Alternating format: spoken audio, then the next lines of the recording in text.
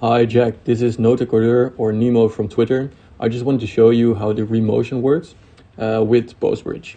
So this is like a sample video that I stole from you, obviously.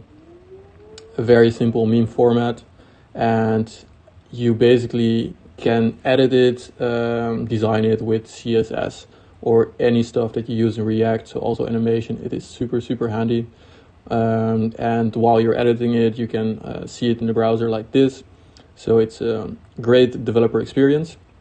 And then how it would work with Postbridge is you basically get an API for your meme template, and you would generate in Postbridge backend, I suppose, some JSON for your meme, so like the top text, and then some panel text, and maybe like the image URLs, and you'd feed that into the API.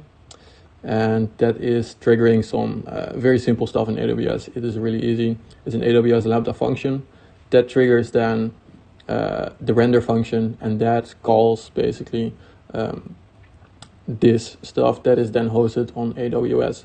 So that is basically your Reemotion folder dropped into a AWS storage bucket.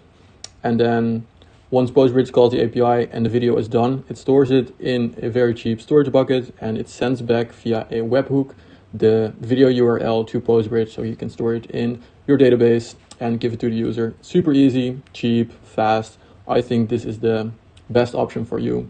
And I just want to share because I thought it would be helpful. Cheers.